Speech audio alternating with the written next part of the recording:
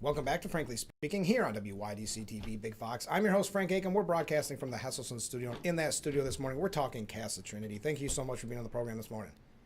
Thank you for having us. Good to be here. Of course, you guys have a lot going on. Specifically, you're with the AIR program. Tell us about that. So AIR Adventures in Recovery, we're a sober active community and recovery community organization. What that means is we're built by people in recovery for people in recovery. Okay. Our programming varies, but some of it's adventure-based. Hikes, bike rides, kayaking, anything outdoors you can think of, we do. And then we operate 4 centers, one in Dansville, one in Bath, one in Elmira, and one in Olean, where we offer mutual aid meetings, yoga, fitness classes. Each one of our centers has a fitness center. Okay. So it's a variety of programming, just showing people that recovery looks a lot.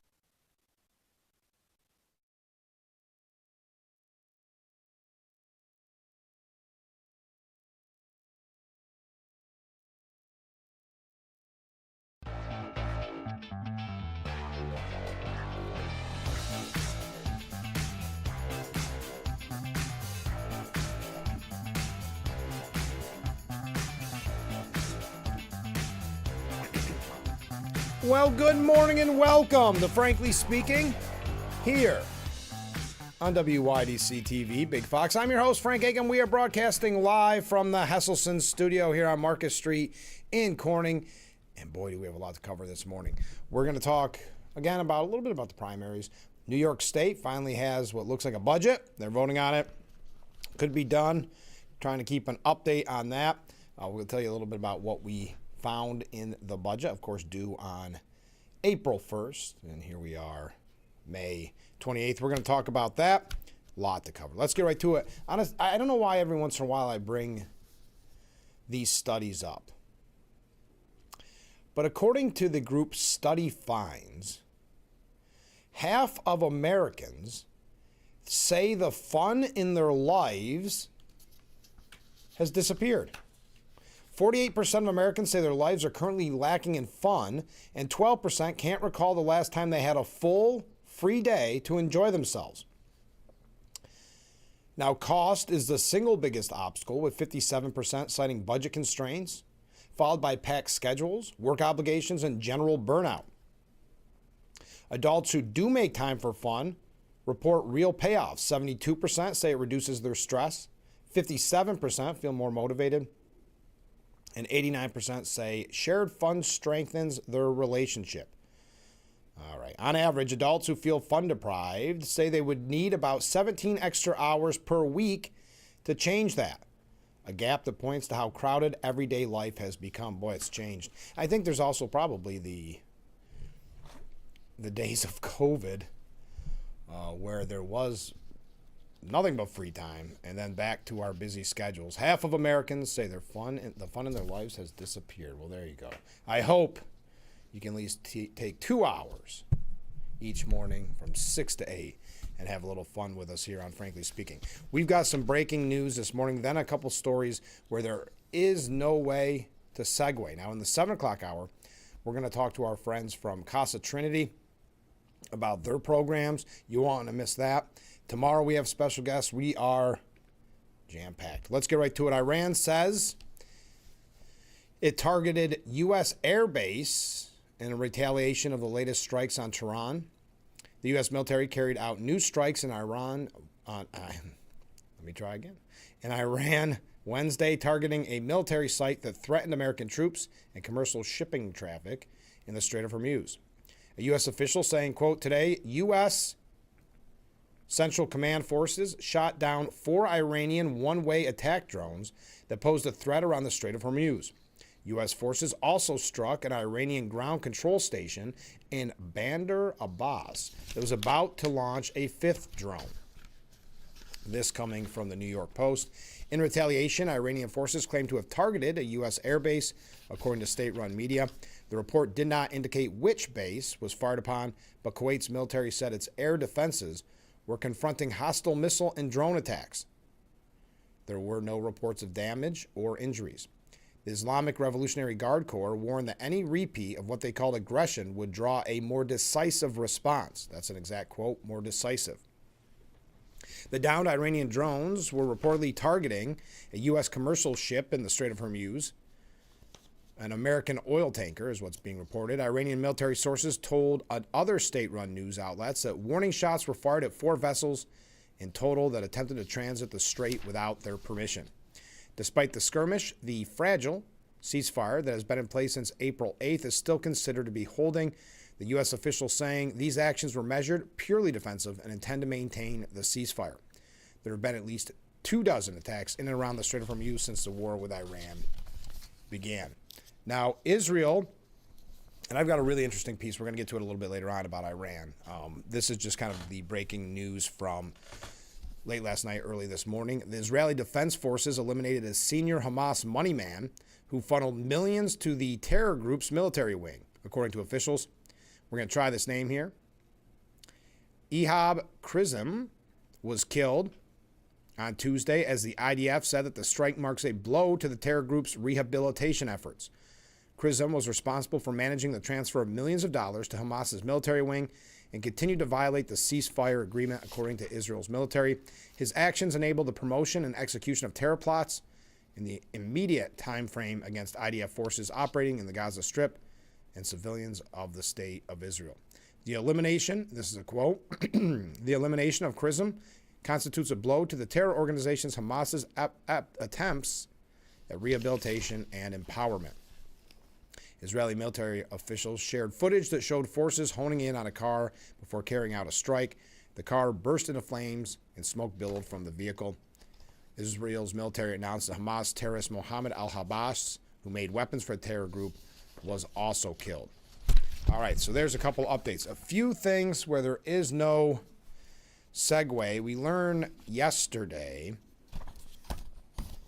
that a former high-ranking CIA official who allegedly lied about his credentials to secure $77,000 in bogus military leave was busted after the FBI agents found a fortune, listen to this, including $40 million worth of gold bars hidden inside his Virginia home. How do you even get, gold bars aren't lightweight. $40 million worth of gold bars. Of course, I think now the questions arise of what exactly this former high-ranking CIA official was doing. Oh, and by the way, before you wonder, yes, of course, we're going to talk about Jill Biden and what she had to say about Joe Biden. That's one of our major stories this morning. Don't know why this article made me think of it, but we are going to get to that. The feds conducted a raid at the residence of David Rush last week, uncovering, David Rush, the former high-ranking CIA official. They uncovered a staggering 303 gold bars. Wow. This must have been a heck of a Virginia home. $2 million in cash and nearly 3 dozen luxury Rolex watches. 3 dozen? What are you doing with all those watches? Rush, until recently a senior executive service-level employee at the CIA, reportedly requested the massive haul of gold and foreign currency for work-related expenses between November and March. When the agency conducted a routine audit, the assets were missing from official custody, prompting the CIA director to refer the matter to federal investigators. CIA Director John Ratcliffe said after a CIA internal investigation identified potential violations of the law, the FBI, John Ratcliffe referred the information to the FBI for a law enforcement investigation. The FBI is working closely with our partners at the CIA and the Department of Justice as we continue to investigate this matter fully. Before last week's raid, federal officials checked a storage space in Rush's office that he used to store work-related funds, quote, but only a portion of the currency he received remained in the storage area. Seems kind of Keystone Cops-ish. He requests somehow $40 million worth of gold bars through that time period and just, was taking a few home every night? He was currently on leave, charged with inflating his college resume and scamming the government out of military leave pay after he allegedly falsely claimed to be a member of the Navy Reserve. According to the affidavit, Rush fabricated much of his background on his way to securing a senior executive service role in the federal government. While Rush enlisted in the Navy in 1997, he was honorably discharged in 2015, and after he never enlisted in any other branch of U.S. military, After his Navy discharge, Rush allegedly falsified active captain status to pocket $77,000 in unearned military leave while drawing an inflated executive salary. He also claimed he received a mathematics degree from Clemson University, an electrical engineering's master's from Rensselaer Polytechnical Institute, but registrars found no record of him. Rush additionally alleged to have certifications from the U.S. Air Force and Naval Test Pilot Schools. However, FAA and military files reveal he lacked a pilot's license, for serving instead as an IT technician, among other roles. He is currently being held in federal custody. $40 million, a total of 303 gold bars, $2 million in cash, and almost 3 dozen luxury Rolex watches in his Virginia home. All right. Also, as an update, we got a couple of quick updates and a couple oddball things, a few things we have to mention about just politics in general, whether it was the primaries just the other day, whether it's where we're headed now towards the general election in some various races. As I said, according to sources at the Empire report, and we do have quite a few New York updates, but it's 58 days late, but New York finally has a budget for fiscal year 2027. Lawmakers late last night adopted the final measures of the state budget, the latest in 16 years, as Governor Hochul signed the 3 budget bills that already passed into law. So she hasn't signed them all yet, but essentially the bill or the budget is in. We're going to tell you a little quick recap of what's in it. But last week, and I can't remember if I had an opportunity to mention this story or not. I know I had printed it out, but we may have ran late. There's a Southern California man who was known for his patriotic and pro-Trump home decorations. It was kind of overwhelming when you saw the picture, how much pro-Trump, I don't know what you call memorabilia, and patriotic displays were at his house. Well, it's very sad. He has died after he was assaulted outside his house, according to authorities. Carrie Sharon, 69, died Sunday night after the assault. Wednesday, Thomas Caleb Butler, 32, was arrested last week on charges of attempted murder, elder abuse, criminal threats, and battery in connection with Sharon's death. He is being held without bail, according to jail records. Butler was arraigned Friday and pleaded not guilty. A message left at a number listed under a relative's name was not immediately returned, according to NBC San Diego. It does not, listen to this. They contacted San Diego County District Attorney's Office. Tanya Shira is the district attorney. Her office did not respond to a question about a possible motive in the assault. I think the assumption would be that this is a very outspoken Trump supporter, someone who really wore his support on his sleeve and literally all over his house. He was not one to back away from confrontation, the way I understand it. He was not one to quiet his beliefs, quite the opposite. Well, this 32-year-old allegedly assaulted Mr. Sharon. Deputy District Attorney Ross Garcia said that the assault was unprovoked. Garcia accused Butler of striking Sharon once in the jaw.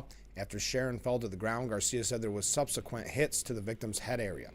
Garcia said it was unclear whether the men knew each other, according to, again, NBC San Diego. You've got to... Oh, and a bystander who intervened also was injured. You've got to question the political motivations of this.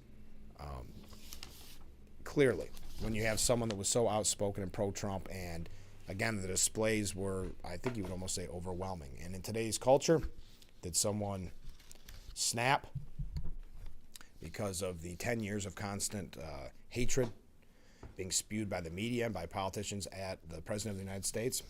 The question should be asked, and we will find out more as that case unfolds. Okay, when we come back, a couple of 250 celebrations, Freedom 250, that we're going to talk about. Then we're going to get into what Jill Biden, and a couple other things. Let me, here we go.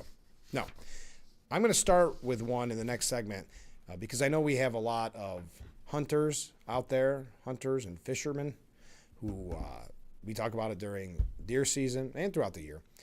I've got a really interesting piece coming out of Oregon. We'll start with that, and then we'll get into Freedom 250 and some of the celebrations and quite a few other things. Stay with us. We're just getting warmed up. We're just getting started here on Frankly Speaking. Again, as always, broadcasting lively, broadcasting lively, live and proudly from the Hesselson studio. Stay with us.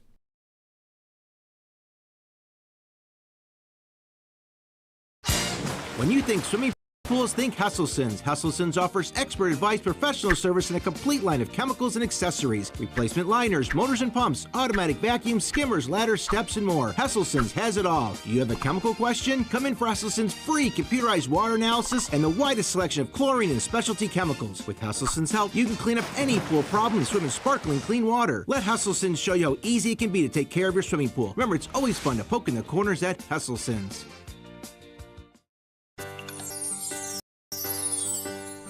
I just love coming in after they've been here and seeing everything clean and tidy. It's such a good way to start the week. Sometimes I wonder if they are magic.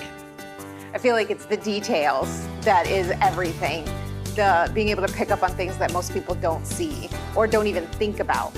House, business, or anything else, go with Magic Rags. The Enchanted crew has you covered from ceiling to floor.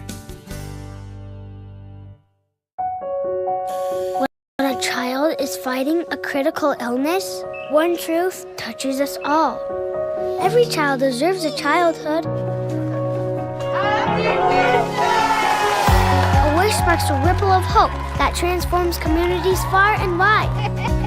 And when we grant wishes together, we create a movement of kindness, strength, and unity. Become a wishmaker today and be part of a journey that truly changes lives.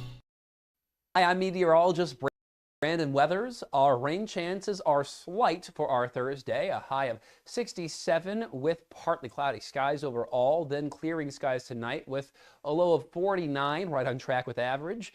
Also seasonable on Friday with some sunshine, maybe a few showers Friday night. Then we hold off with rain through the weekend with some showers returning on Monday. Overall, a bit cooler, especially on Saturday. The Frankly Speaking roof cam on this beautiful morning in Corning in the historic Gaffer District. As you see, a little construction work being done down the street. Thank you to Boss Security. Contact them today for all your business and home security needs. We are back broadcasting live from the Hesselson studio here on Marcus Street in Corning. As it has been reported, the New York State budget has finally passed, not signed totally into law by Governor Hochul, but it has passed the $268.5 billion budget. We're going to tell you more about it in the future. Okay, in Oregon, now I've got to say, I see things like this and it always concerns me if this isn't, something like this isn't adopted by the one-party rule in Albany, where they take it up as their cause as well. We seem to like to be copycats quite frequently when it comes to bad legislation. In Oregon, hunting and fishing could soon be banned. That is, if animal rights activists get their way, after a ballot initiative gains support from thousands of residents. Initiative 28, which proposes expanding the state's animal cruelty ban to cover a wide range of pursuits, is one step closer to being part of the midterm elections after leaders submitted 120,000 signatures in favor of the move. People for the Elimination of Animal Cruelty Exemptions Act, or PEACE. This group is leading the campaign for the measure, which would effectively ban hunting, fishing, and slaughtering livestock in Oregon. The initiative would also ban conducting scientific research on animals, using animals in rodeos, operating a commercial poultry business, and castrating or neutering livestock in the Pacific Northwest state. These activities are currently exempt from Oregon's animal cruelty law, but under the proposal, they would be treated as a criminal offense, ranging from misdemeanor abuse to assault. So this is not just a ban on hunting and fishing, it's also a ban on farming, essentially. Wow. Ranging from misdemeanor abuse to assault. A petition supporting the animal rights move has now submitted more than 120,000 signatures, above the 117,000 needed by July 2nd to get the measure on the ballot. However, a portion of these signatures are likely to be ruled as ineligible, such as those of the people who are not registered voters in Oregon. At least 15% of signatures were rejected from each of the 4 initiative petitions that have qualified for the ballot since 2022. Wow, that's okay. Well, David Mickelson, the chief petitioner for People for the Elimination of Animal Cruelty Exemptions Act, said the group expected the initiative to fail, but he says too early to tell whether they will gain enough signatures before the July 2nd deadline. I'm grateful that we have been picking up speed the past few months. I think it's definitely possible that we could qualify, that we could turn in enough signatures, but we will be using every day before the deadline to collect signatures. Powerful industry groups whose members would be impacted by the measure, including the Oregon Farm Bureau, the Oregon Cattlemen's Association, and the Oregon Hunters Association, have strongly opposed the initiative. I would hope so. The Oregon Farm Bureau said the measure would force residents to rely on food imported from other states while hurting local agricultural businesses. Quote, this would expose farmers, ranchers, veterinarians, breeders, and animal owners to criminal liability for standard, humane practices that are essential to animal health, food production, and genetic management. Wow, so this is interesting because we remember last year where we talked about the assemblywoman from Manhattan, I believe, and I can't remember where the state senator was from, pushing this idea that farmers could only have 750 cows due to global warming or something. And of course, we always are concerned anymore with Albany with the one-party rule of something that extreme will get passed. This takes it to the next level. Banning in Oregon hunting, fishing, essentially most farming activities, the livestock. This is really unbelievable. The poultry business, rodeos would be banned. That's right. Neutering livestock. There you go. Thought I'd bring that to you for all of our hunters out there because we know that there's a constant attack on, and these are two different entities in a way. But the Second Amendment supporters, and there's always attacks on hunters, and those that love to fish, outdoorsmen. So just something to keep in mind because you see something radical like that, and it's not long before New York at least considers it. All right, a couple of things here. Freedom 250 has announced a upcoming, you might have heard about this, the Great American State Fair. Well, they announced performers that will be at the Great American State Fair for Freedom 250. You've got country singer Martina McBride, rapper Flo Rida. Who else? Vanilla Ice, the Commodores, Bret Michaels, and more will be performing at the Great American State Fair on the National Mall in Washington, D.C. And it says, and many more, so I'm not sure who else. Morris Day is the name, Morris Day and the Time, Young MC, C+C Music Factory, Milli Vanilli, really? The Commodores, anybody else? Freedom 250 is described as the national nonpartisan organization leading the celebration for the United States' 250th birthday. In a statement, Keith Cratch, who serves as the CEO of Freedom 250, explained that the fair would bring people together to celebrate the traditions, innovation, music, military heritage, freedom, and entrepreneurial spirit that defines the United States. The performers, innovators, military heroes, and everyday Americans showcased here represent the very best of who we are and the boundless opportunities ahead. Also, speaking of events surrounding Freedom 250, we've got the UFC fight. I know they're showing images of the octagon being set up on the White House. Well, UFC president and CEO Dana White insisted that the upcoming plans are not political. Quote, not at all, no, he told Time magazine. Well, it's on the birthday of America. I mean, it's the 250th birthday of America. What better place to celebrate it than at the White House? And the things that you have to understand about me, and this is Dana White, I respect whomever the president of the United States is. It isn't about red or blue or politics for me. I'm friends with people on the far left. I'm friends with people on the far right. And I consider myself right down the middle. White elaborated on his comments, arguing that this would not go against his claim that he wants nothing to do with politics after endorsing President Trump. Quote, you can make anything political if you want to. I love this country like anybody on the left loves this country. I love this country like anybody on the right loves this country. This is basically me spending a lot, we'll say, of money to celebrate the 250th birthday of America with America and the rest of the world. While White has maintained an ongoing friendship with Trump,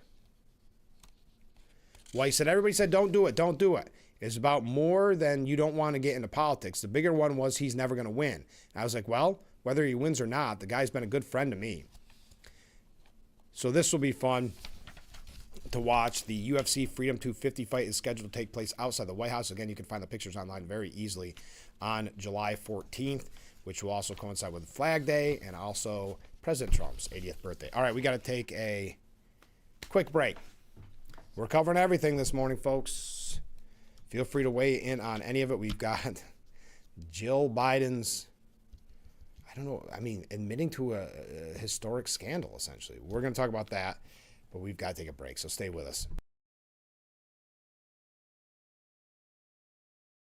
An albino baby buffalo was born. Nearly 500 kilos of cocaine has been seized in a bus. Day one of the National Glider Competition.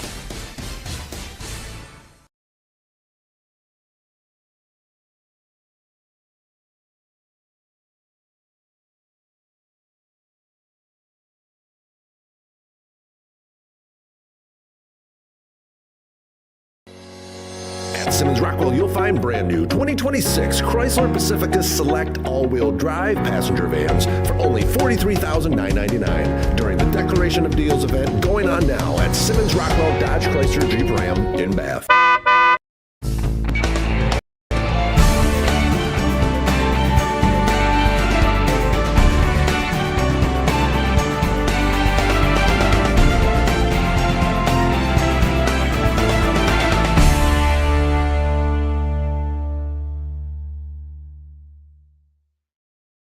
All children deserve the best start. That includes good oral health. As life milestones are met, ensure they visit dental specialists at ages 1, 7, and 15. Around age 1, it's time for a visit with a pediatric dentist to help establish good oral health habits. At 7, it's time to see an orthodontist to ensure your child's bite, teeth, and jaws are developing properly. Around 15, it's time for a visit to an oral and maxillofacial surgeon to determine if your child's wisdom teeth need to be removed or monitored. Remember, milestones met, healthy teeth set. Visit specialists at ages 1, 7, and 15. Make these appointments at the right time to ensure a proper foundation for good oral health. Learn more at milestonesmet.org.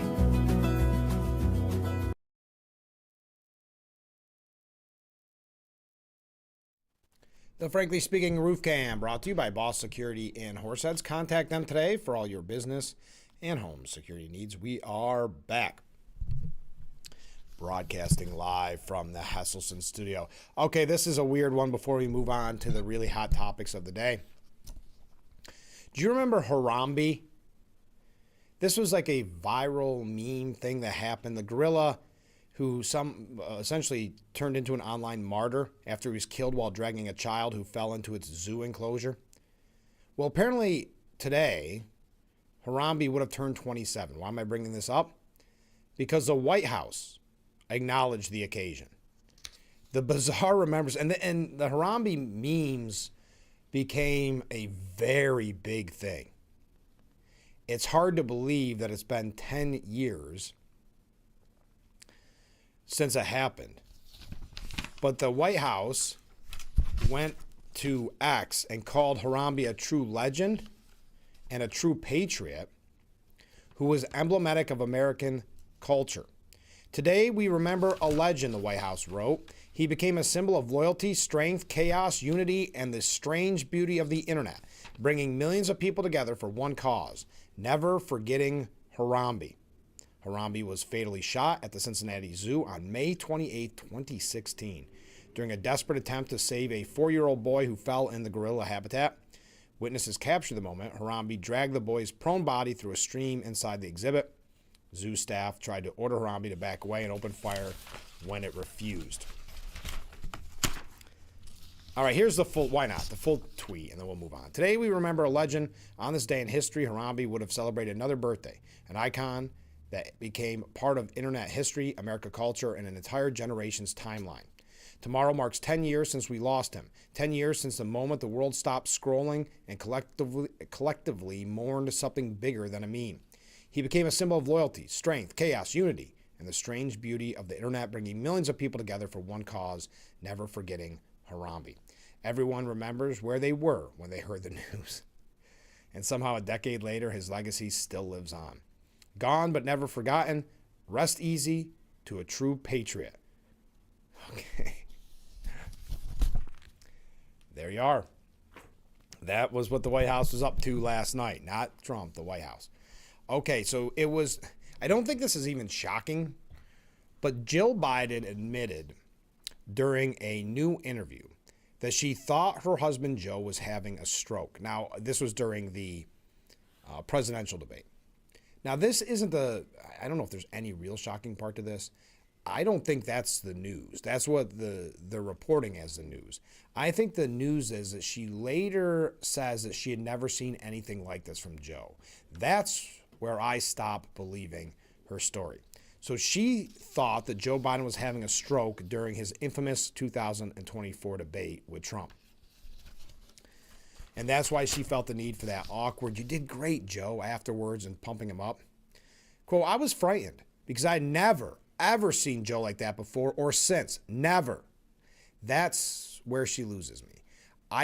We are now to be told, never mind the videos that we saw with him acting strange before the debate or even since, never mind the weird statements that he would make, the weird things that he would do. She's claiming that was a one-off, that only ever happened once, and it happened to be the first time the media, because they couldn't do anything about it, had to show us the real Joe Biden. What I mean by that is, if you think about the way the people around him covered up everything, surrounded him, made sure, essentially ran a basement campaign in a basement White House. When he was at some event and he acted strange, people say, "Well, that's just Joe. He had a stutter when he was growing up." Or, "No, that's probably AI or cheap fakes." Remember that? So now, and just like with Jake Tapper's book, they're trying to rewrite history. So now that apparently, when we saw with our own eyes, unfiltered, still biased by the moderators, but unfiltered, we saw him. That was the only time he's ever actually been like that. That's the takeaway from this news story to me, is this still constant cover-up of Joe Biden's mental and physical health. I want to read that to you again. Dr. Jill Biden saying, "I was frightened because I had never, ever seen Joe like that before or since. Never." Now, this also happens to be in an interview she had with CBS News ahead of her new memoir, View from the East Wing, coming out on June 2nd. Quote, "I don't know what happened. As I watched, I thought, oh my gosh, he's having a stroke, and it scared me to death." Jill Biden played the supportive spouse in the immediate aftermath, joining him at an Atlanta Waffle House. So if she's that scared that he was having a stroke, do you go to that kind of campaign rally afterwards where she kept saying, "Joe, you did such a great job." Remember that? The awkwardness of that. "Joe, you did such a great job. You answered every question. You knew all the facts." If you were that terrified, if you were that frightened, if this wasn't something you'd ever seen from your husband, don't you think you'd go to the Secret Service or you'd go to his inner circle and say, "Hey, let's not go to the Waffle House. Let's not go and celebrate afterwards where I'm saying, 'Joe, you did such a good job.' Why don't we take him to get some medical attention immediately?" If you're that frightened, if we are to take her at her word. "Joe, you did such a great job. You answered every question. You knew all the facts." In subsequent days, the First Lady defended her husband to those who doubted his mental capabilities. Now, one former White House staffer told the New York Post, Jill's purported candor is too little too late. Yeah, it's too little too late. It's for her to sell her memoir. There's no way, I don't care even if you're a big Joe Biden supporter, that you accept the fact that that was a one and done. The one time when we had an unfiltered look at Joe Biden, his mental capabilities, his physical capabilities. Michael LaRosa, who served as then First Lady's communication director, said, "Unfortunately, when you wait this long to tell your own story in your own words, it's extremely hard to put the toothpaste back in the tube." She owed it to herself to be candid and transparent in the moment or the days after. But again, she was frightened for his life, that he was having a stroke, still went to the Waffle House directly after. Del Rosa continued, "The cake is already baked when it comes to shaping public perception about that time and about her. Penning books doesn't cut it anymore." But a source close to the former First Lady defended her comments. She tried to dig deep and explore the answers to some of the questions she knows that are out there. Other Democrats who worked with Joe Biden said they were hardly surprised that Jill Biden's rosy public comment about her husband's capabilities, both before and after the debate, were apparently untruthful, since they long suspected that she operated with outsized influence in the White House. We know that. She was really, at the time, it was even a major talking point after the debate, that was she the real president, essentially? Was she the one behind the scenes pulling all the strings? I tend to think yes, but I also tend to think there was many others, such as those that were in control of the auto pen and the like. But kind of the de facto president was Joe Biden. That, again, where was this candid comment after the debate, or even after Biden's presidency, after it was declared that he wouldn't run for re-election, way late in the process? Why didn't this come out? I thought he was having a stroke. I never, ever seen anything like this before or after with Joe. I just don't accept that premise. One ex-aide quipped, "Find this new book, this new memoir, in the fiction aisle of your local bookstore." Yeah, she's still trying to play cover-up. One Biden administration alum said, "Why did we push out he had a cold if she thought he had a stroke?" Again, yes. If she thought he had a stroke, why did they go to the Waffle House directly after? Now, I don't think this is going to sell books. Maybe book. I don't think it's going to sell books. The Bidens are believed to need the funds from her book, as well as a memoir the former president is writing. That should be interesting. The couple left the White House as one of the poorest in presidential history with financial I question that too. But and I know I'm running late, but we'll wrap it up on this, and you, of course, can weigh in on it. I don't want to spend the whole morning on this. Well, I'll give you one last thing on it when we return, because I don't want to run that late, because then I'm just not going to have fun. We had that survey at the beginning of the show, and half of Americans aren't having fun. Well, we want to have fun right here on Frankly Speaking. I hope you'll stay with us. Stay with us. We got comments as well when we return. This is Frankly Speaking here on WYDC TV, Big Fox.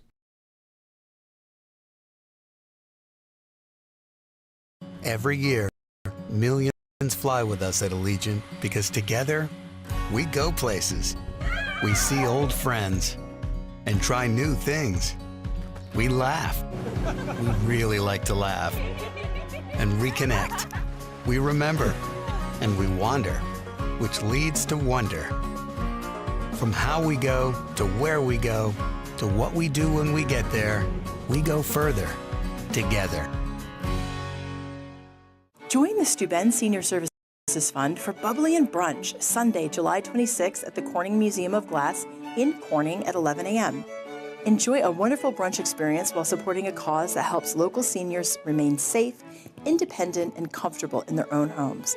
Gather with friends, raise a glass, and make a meaningful difference. Bubbly and Brunch, July 26th at 11 a.m. For tickets and event details, visit SteubenSeniorServicesFund.org.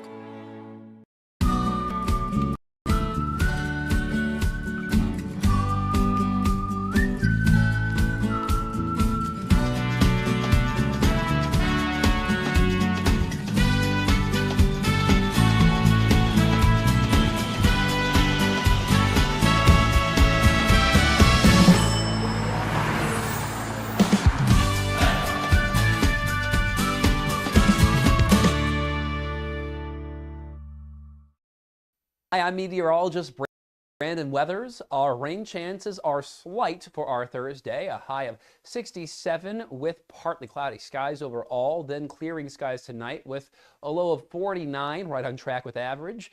Also seasonable on Friday with some sunshine, maybe a few showers Friday night. Then we hold off with rain through the weekend with some showers returning on Monday. Overall, a bit cooler, especially on Saturday.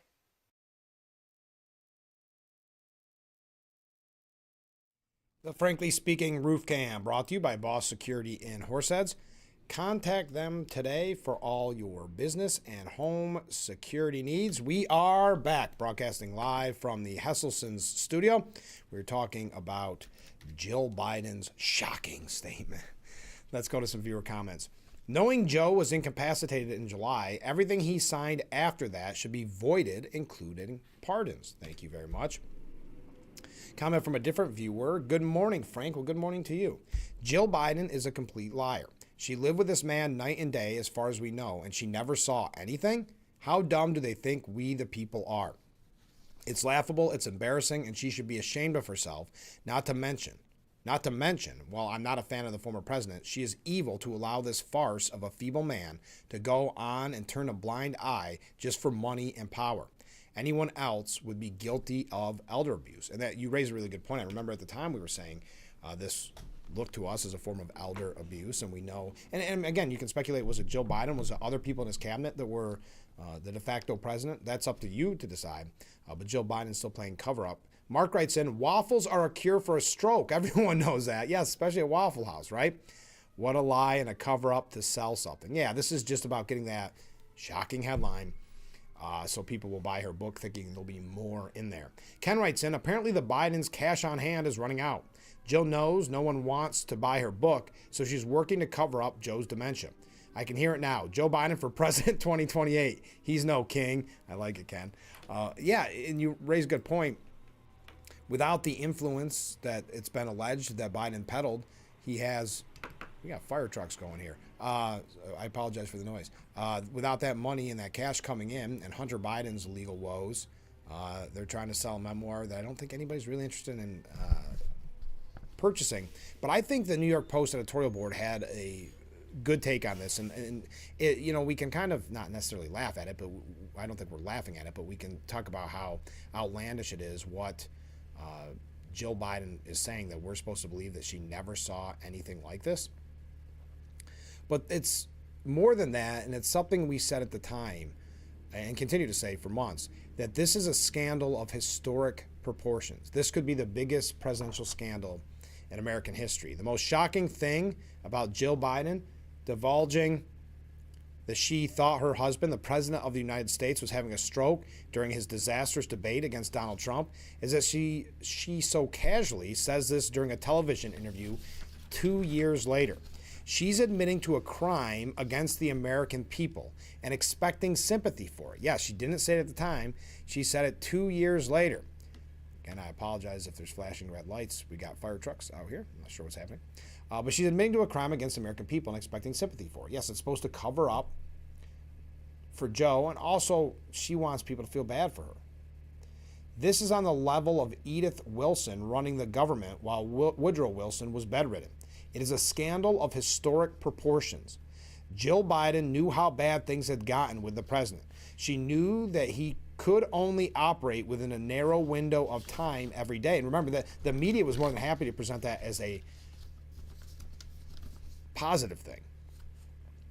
That he had trouble answering questions and was easily confused. Yet she not only defended him, she pushed him in to stay in the race. Remember that. And more importantly, stay on as president. So stay on as president. She wanted him to run for re-election. We know that. That was one of the major sticking points. And again, she's saying this, that she's never saw anything like that. We saw in videos that when we would call out, they would call them cheap fakes, or they'd call us liars or conspiracy theorists. Continuing, it is detestable that so many liberals covered up Joe Biden's mental decline. Yes, the Nancy Pelosi's, the Chuck Schumers, you name it. I mean, really, Gavin Newsom, who was considered the front runner for the 2028 Democratic nomination for president, he was out there campaigning for him, saying that he's sharp as a tack. It's even worse that after all America saw it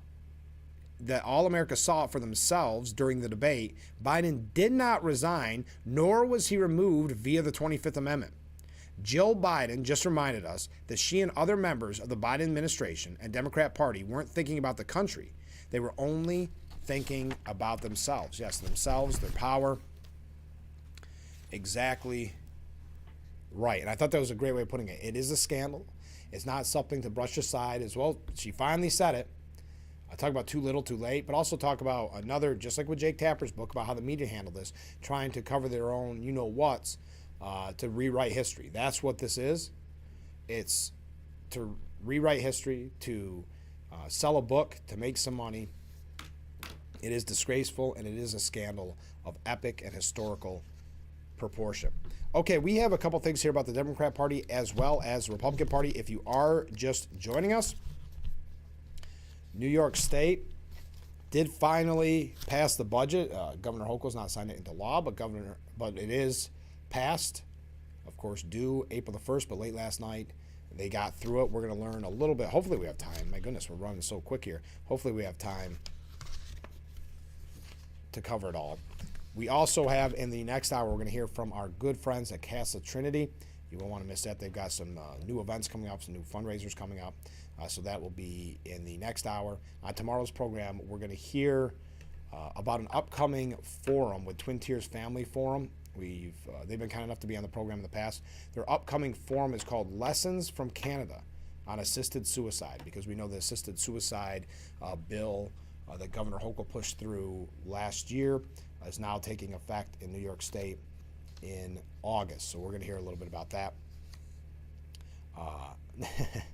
Listen, okay. I got some great comments coming in. We'll read them when we return. Stay with us. I got to see what's going on down the street with the fire trucks. We'll be right back with Frankly Speaking here at WYDC TV, Big Fox.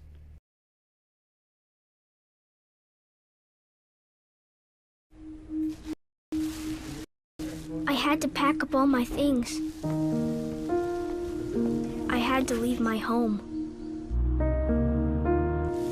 And I never knew where I was going next. It felt like I never even had a say. But then you came along. Change a child's story. There's a child in foster care waiting for a volunteer like you.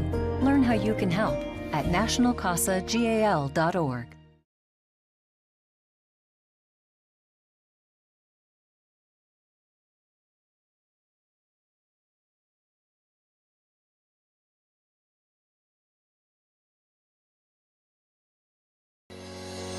At Simmons Rockwell Nissan, lease a brand new 2026 Nissan Sentra SV front-wheel drive sedan for only $309 a month for 36 months. Make car buying simple. Drive your deal at Simmons Rockwell Nissan in Horseheads and Ornell. Mess is so uplifting. You see how the community rallies around us, saying we're going to fight this thing with you, no matter how long it takes or what it takes. I love the energy at Walk MS. It is community, it is family. I can ride that high for the rest of the year. A cure is on the line for me. A cure is on the line for all of us.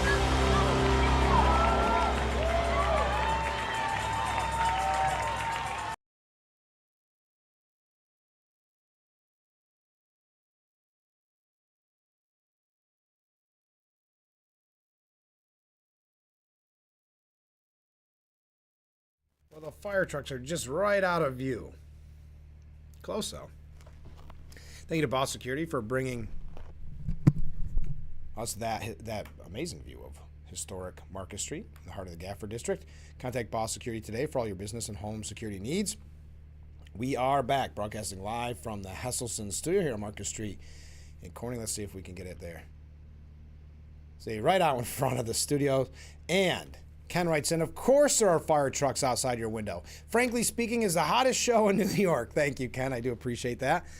So if you are hearing the noise or you're seeing the red lights, we're not having a party in here. Is the fire trucks, I think, because of construction going on down the road. Okay. Comment from a different viewer. With all the chaos created by Trump and his administration, it baffles me that you spend 10 minutes on Joe Biden in the 2024 debate. I do not need to remind you of all of the, we'll say, garbage Trump has created. You have to admit that our country has taken a turn for the worse since Trump arrived. First of all, and it's kind of the very weak talking point when you say you have to admit. I don't have to admit anything. I don't accept your premise. But I'll continue. P.S. He lies about everything, and he's a criminal. If you think I'm the only one talking about this Joe Biden, it was on CNN, the front page of CNN, and places that are not historically friendly towards Trump and also have been historically friendly towards Biden. If you don't think the former First Lady of the United States, saying that she believed that her husband, while President of the United States, suffered a stroke on live TV during a presidential debate is newsworthy. I would argue that me spending only 10 minutes on it was the problem in all this. We could have spent longer on it. If you don't think that's newsworthy, I would probably recommend not checking out other channels, because it was on every single one of, minus the Empire Report, because that's more New York centric, but every one of my show prep websites, even including Drudge Report, who very much dislikes Trump. But there's a lot to dissect there, but no, I don't have to admit anything. Does that work? Has that ever worked? Oh, wow, you're right. I have to admit something that you tell me to admit. Hey, did you see that the top Democrat officials and lawmakers are breaking, and I don't know how far this will go, but with this Democrat Maine Senate candidate, Graham Plattner, he's got a lot of blunders at the low end of things. He's had a lot of kind of scandals. I think he had some type of drunk driving arrest at one point. And of course, the biggest issue, of course, is the the tattoo that he had that was a Nazi tattoo that he has since covered up. Planter's starting to ascend. He was supposed to be the kind of I don't know what you'd call it, the kind of the tough guy in the Democrat Party, and especially in Maine, when he broke with Democrat establishment. And since Maine Governor Janet Mills exited from the race, questions about whether he is the right choice to take on Senator Susan Collins have exploded. Much of this is fueled by scandals that have cropped up seemingly week after week, be it a tattoo on his chest of a Nazi symbol or inflammatory posts online. Some of the Democrat Party warned that it's spurring a civil war between the moderate and left wings of the party. And there's been speculation on this if there isn't that civil war, which is interesting because we have seen a lot of coverage of the supposed Republican civil war. They're pushing it even further now with the defeats of of Cornyn, of Massey, and others. Are saying that this is a civil war, but then they always quote people like Marjorie Taylor Greene, Tucker Carlson, and others. So I think that's overhyped. I think this has been, as of recently, underhyped. Melissa Del Rosa, former Governor Cuomo's chief of staff, told Fox News that Plattner's rise and ensuing questions of his fitness as a candidate are demonstrative of the bubbling conflict within the Democrat Party, saying, quote, the Maine race really demonstrates the civil war that's happening within the Democratic Party. And there are a lot of Democrats, moderate Democrats like myself, who will not cry tears should we lose Maine. I mean, that would be a pickup to begin with. Senate Democrats view Maine as one of the most viable pickup opportunities in the 2026 midterm cycle in their quest to regain control of the upper chamber. Plattner is not the candidate party bosses want, but since jumping into the race last year, he has built a growing national profile that reached new heights earlier this month when he landed on the cover of Time magazine. Still, his unearthed Reddit posts, which I would never be able to read on air, have unleashed fresh scrutiny from both the National Republican Senatorial Committee and Democrats alike. And top Democrats in both the House and Senate, including Bernie Sanders and Elizabeth Warren, were quiet after being recently pressed by Fox News Digital on their backing of Planter. Former Biden press chief, office chief of staff, Yamizi Engbowol, told Fox News' Bill Mulligan, a lot of names there, that the Democrat Party, particularly those who support Plattner, have to answer for his behavior. I think we're talking about moral clarity that we want to see from Democrats. I think that is the issue. All right, we don't have to get into this, but I do have one last thing, because there's a quote by John Fetterman.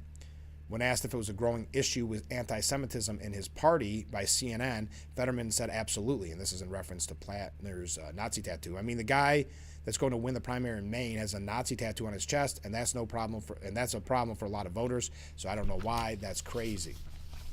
The rise in anti-Semitism in the party. There's a piece that we're not going to have an opportunity to get to, but.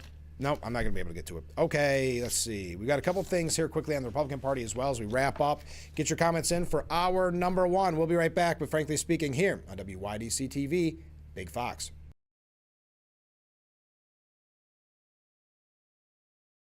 What better way to start or end every day than relaxing in your very own Hesselson's hot tub? Massage therapy, relaxation, stress reliever, pain management, soothing muscles, or just spending time with a loved one.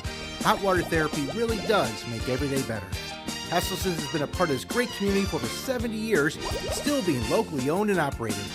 So make the drive to Hasselsen's and start making your path to a better life today. And after 70 years, it's still fun to poke in the corners at Hasselsen's. This was our last chance to show who our son was. I can't say enough about pre-planning. When you are in those moments, you are not thinking clearly.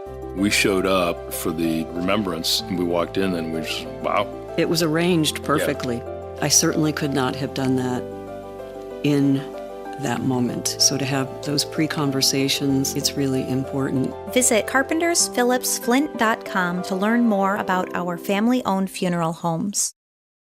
Hi, I'm meteorologist Brandon Weathers. Our rain chances are slight for our Thursday, a high of 67 with partly cloudy skies overall, then clearing skies tonight with a low of 49, right on track with average. Also seasonable on Friday with some sunshine, maybe a few showers Friday night. Then we hold off with rain through the weekend with some showers returning on Monday. Overall, a bit cooler, especially on Saturday. The Frankly Speaking Roof Cam brought to you by Boss Security in Horseheads. Contact them today for all your business and home security needs. Yeah, we're watching all the action there. Our firemen and women walking down the street. All right. Comment from a viewer as we return to the Hasselson studio, broadcasting live. For the viewer complaining about reporting on Joe's health, the interview was done by CBS. I think I forgot to mention that. I appreciate that. And will air Sunday. You can watch the whole thing for yourself. Absolutely. It's not me. I mean, not just me reporting it. Okay, coming from the National Review, how will AOC survive a presidential campaign? And they go through some of the mistakes and gaffes she's made, but what I find interesting about this is that she is making moves, and we talked about it earlier in the week, is she's trying to make moves to potentially run for president. Now, I speculate, I would guess that she's probably more likely to go Senate first, but time will tell. Oh, Senator Chris Murphy has made the unfounded claim on MS Now that Donald Trump was building the ballroom because, quote, he doesn't think he's going anywhere. This is actually kind of a cliche talking point coming from Senator Murphy, because that was the original quote-unquote argument they made when the ballroom conversation first began. But Murphy said, this is all about a ballroom, keep in mind. People in this country aren't ready to give up on democracy. They think it's broken and corrupted, but they're not ready to give up. And so if we tell them that it's a risk, people actually show up. And that's exactly what has happened over the last year and a half. I think we have to level with people about what the stakes are. I mean, make no mistake. He's building that ballroom because he doesn't think he's going anywhere. You know, even if he may not run for another term, he thinks his family is going to still be in charge. He thinks he's building monarchical structure in which he and his family and his cronies never leave the White House. And so, yes, if we don't stand up for our democracy, if we don't win this November, he's going to feel empowered and emboldened. There's going to be more people who are scared of him, more institutions in this country who will fold, and it might be the end of our democracy. The ballroom, my goodness. This started all this because of a ballroom. But that's not where we're headed right now. We're heading on the path to actually have a free and fair election. We have defended most of his attempts to try to rig the rules. More citizens are involved than ever before. They're making horrible mistakes. And so, as alarmist as I have been, I'm optimistic. All right. A lot of hyperbole there. A lot of scare tactics and fear-mongering. I know a lot of you have been following, and we're not going to talk a lot about this because it's in Los Angeles, but the Spencer Pratt race for mayor of L.A., and I'd love to hear your thoughts on it, but another Hollywood star has come out in support of Mr. Pratt. Dennis Quaid has come out in support of Spencer Pratt for Los Angeles mayor, and another sign Hollywood is coming around to his candidacy. Go Spencer Pratt, said Dennis Quaid when asked about the mayor's race last week. When asked why, Quaid appeared puzzled, saying, why? What are you talking about? Why? Just look around, man. Now, 72-year-old has been critical of L.A. Mayor Karen Bass in the past and has called for her to resign. He had to evacuate his home because of the Palisades fire last year. We also, who else has supported him? Just a couple other names I saw here somewhere. Catherine McPhee, Brody Jenner, and James Wood have backed Pratt. A poll released on May 20th, yes, the fire trucks are gone, on May 20th showed Pratt in second place with 22% of the vote, as Bass led with 25%, and Socialist Councilwoman Natitha Raymond took up third place with 18% support. All right, we've got some other political issues, and we're going to get into the New York State budget. As I said, we're going to hear from Casa Trinity coming up, so stay with us. We'll be right back with hour number 2 after this.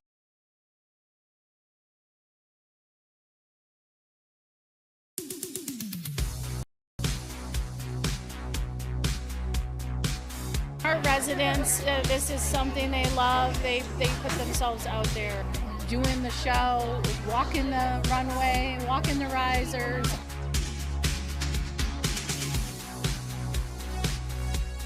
Every penny we take in on our tickets, on our raffles, sponsorship tables, all goes to Mount Missouri. We sold out in 2 weeks. And Albina Buffalo was born. Nearly 500 kilos of cocaine has been seized in a bus. Day 1 of the National Glider Competition. I had to pack up all my things. I had to leave my home. And I never knew where I was going next. It felt like I never even had a say. But then you came along. Change a child's story. There's a child in foster care waiting for a volunteer like you. Learn how you can help at nationalcasagal.org.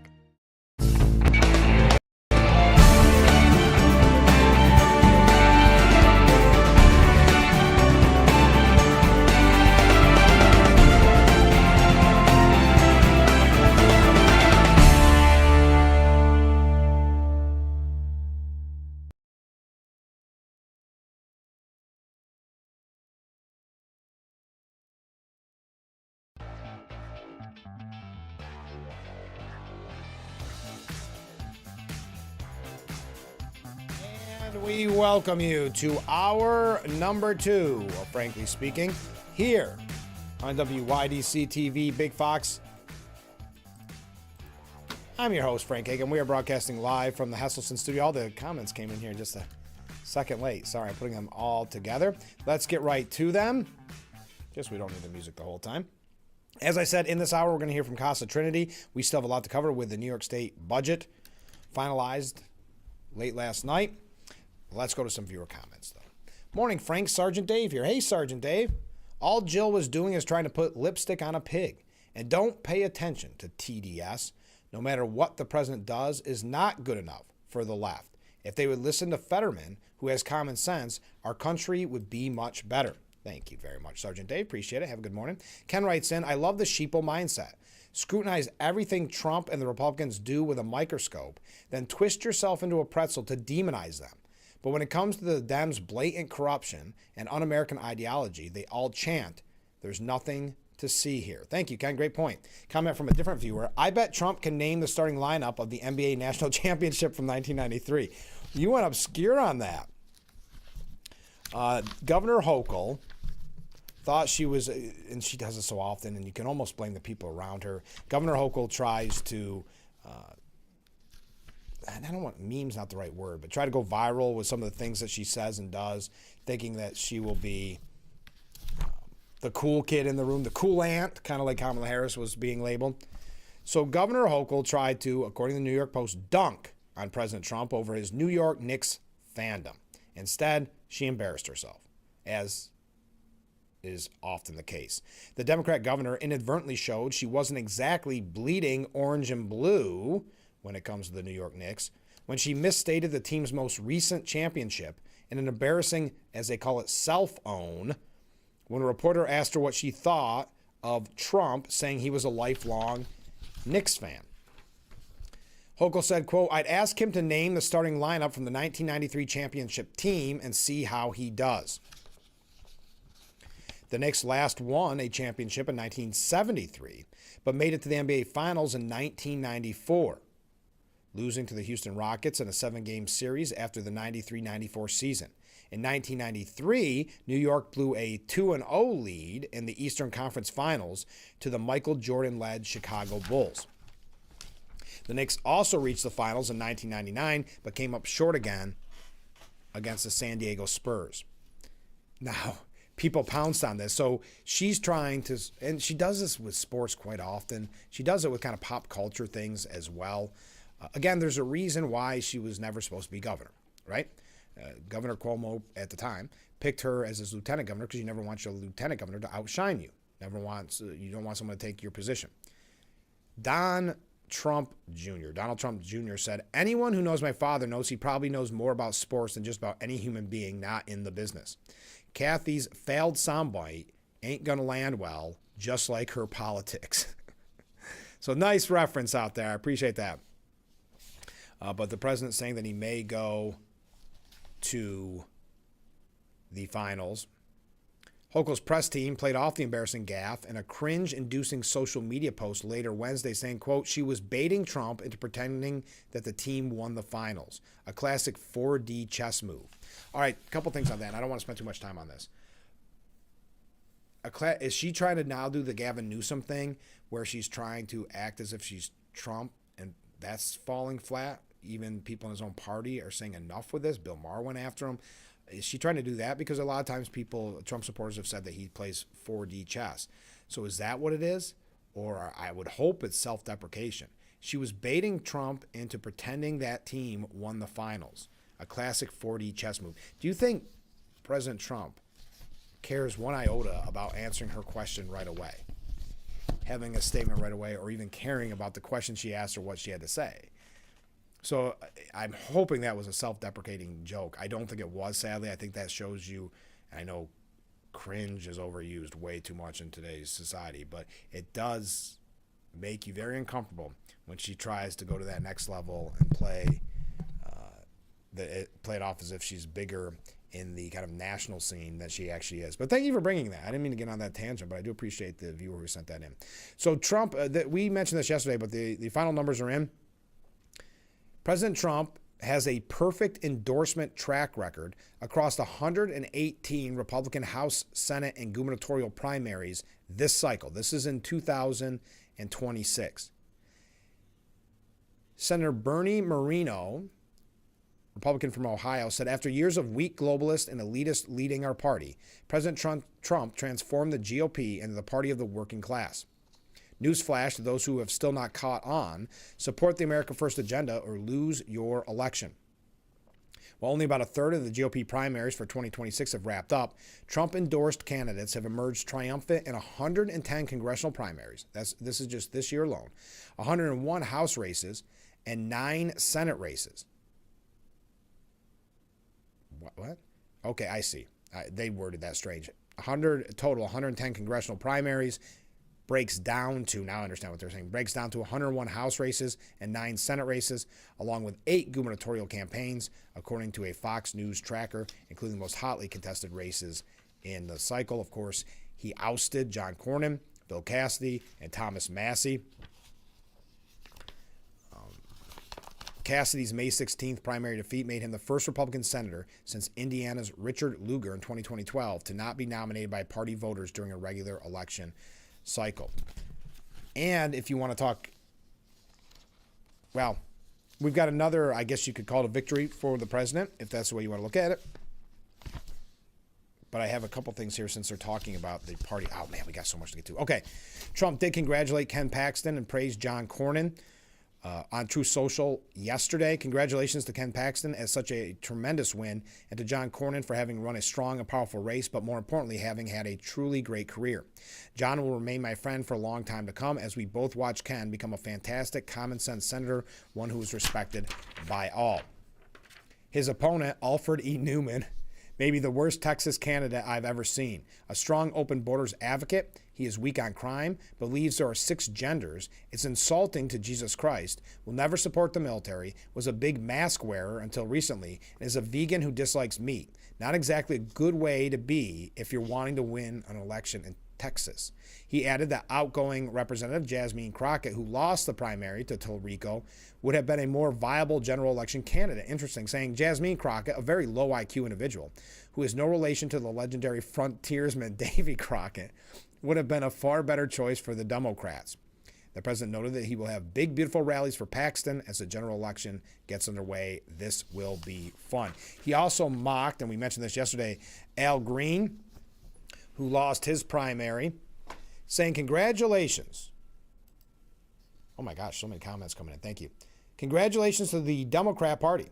Al Green, one of the most mentally deficient congressmen in the history of our country, has lost in a landslide his seat in Congress. But I will miss that lunatic. But I will miss that lunatic not screaming and violently waving his cane at me during my State of the Union speech. Make America great again. God bless America. So there you go. Now, this is an opinion from Nicole Russell at USA Today.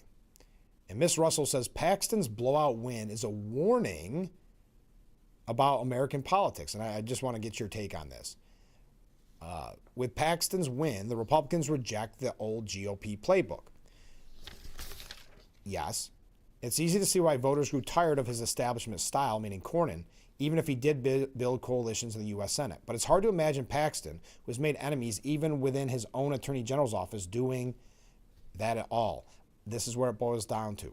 Partisanship still matters in Washington, even under a Republican majority. But Paxton has built his political brand less on legislation than on waging war against the left in Texas, courting Trump and repeatedly suing the Biden administration.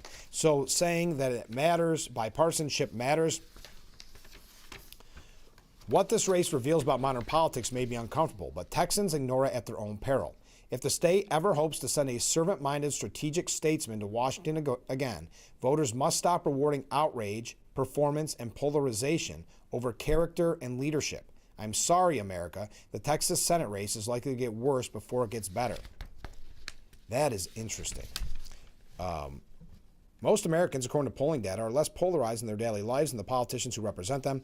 Texans deserve leaders who reflect that better. So, again, not a piece that you'd see anywhere else. If this were a Democrat, you're not seeing this about Telrico, because let's face it, it's not Telrico. If Texans want to, according to this opinion piece, if the state ever wants to send a servant-minded strategic statesman to Washington again, voters must stop rewarding outrage, performance, and polarization over character and leadership. So saying that bipartisanship is necessary, I think when you talk about the old GOP establishment, that was a party that just wanted to lose.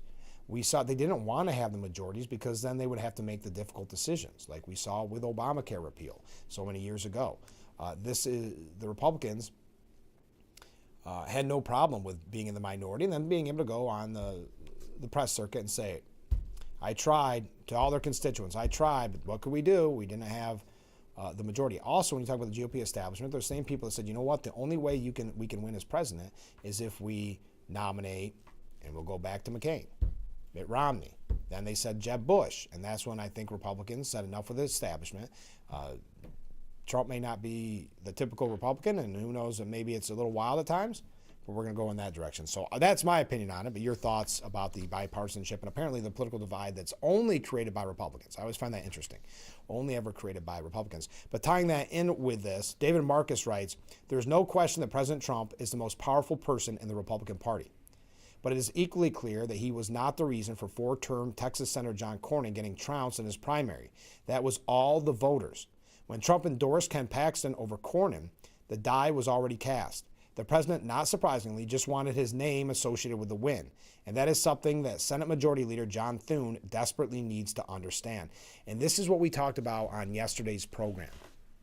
That what Thune and others don't realize is the reason why you see a Paxton win, and I do think Trump's endorsement helped a little bit, but why you see, whether it's Cassidy, whether it's Massey, whether it's not Thune, Cornyn, the reason they were ousted is because Republicans are saying, I keep voting Republicans in, and nothing gets accomplished, even when there's the House, the Senate, and the White House. Why are they fighting against their own party or against the agenda that the American people put them in there for? And that's why I talked yesterday about the concern that I have about apathy coming up to the general election, where you'll see Republicans saying, why am I voting?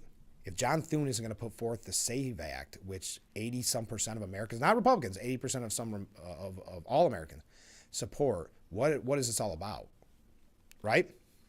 But that's what David Marcus echoes, saying Thune now has the ignoble distinction of being the only Republican Senate Majority Leader ever to lose 2 sitting members to primary challenges in one cycle. There was Bill Cassidy before Cornyn, and that doesn't count Senator Tom Tillis, who declined to seek re-election rather than being trounced himself. Democrats and the left explain the sunsetting of so many GOP senators as a cult of Trump at work. CNN's Van Jones gravely intoned that Trump betrayed a decent, honorable man. He destroyed the career of a U.S. senator. This is nonsense that Republicans must not fall for. And I think this is an interesting concept by David Marcus. Trump didn't even campaign against Cornyn. We all know what it looks like when Trump goes after someone. And this time there was no name calling from the president. Sure, he made a late endorsement, but he really did leave this in the hands of Texas voters. For their part, Texas voters sent a message the size of a longhorn through Paxton's historically large 28-point victory. Sam Houston could have endorsed Cornyn, and he still would have lost big. So it wasn't the magical Trump endorsement that turned the tide in the Lone Star State. Then what was it? The answer to this question, not just in Texas and Louisiana, but all over America, is that this Republican Senate just doesn't do anything. Its list of accomplishments could fit on a Post-it note. The reason that Thune and GOP leadership is in the upper body give up for their geologically slow pace is the 60-vote threshold demanded by the filibuster rules. But in all honesty, it is that limitation, not any given candidate, the voters are rejecting. The Republican Party and its voters have to answer a simple question. Is it easier to elect 60 GOP senators in order to outflank the filibuster, or is it easier to elect 50 or 51 who will vote to nuke it? The latter seems a fairly obvious answer. Nuke it, because we already know, President Trump has said it, it's been said 100 times, by Democrats themselves, that they will end the filibuster if they get the majority. Right now, what exactly are Thune and the GOP offering to Republican voters if they give them continued control of the Senate? More shutdowns? More widely popular legislation like the Save America Act that can't get passed? What's the point? You would think Thune would get the message, yet he doesn't seem to. This isn't just Trump's party, it's the voters' party too. Thune and his pals think they can wait Trump out. Yeah, that they're smarter than him. We see this from the establishment. But the next GOP nominee is going to be aligned with Trump and those voters, especially in regard to the filibuster. It is true that Trump is imperiled now. He probably cannot get a Supreme Court nominee past the Senate between now and January, especially with Cassidy and Tillis already starting anti-Trump revenge tours. On the other hand, if Democrats take the House, Tillis, Cassidy, and Senator Mitch McConnell, not to mention Senator Susan Collins and Senator Lisa Murkowski, probably would vote to convict once the inevitable impeachment comes if they are still in their seats.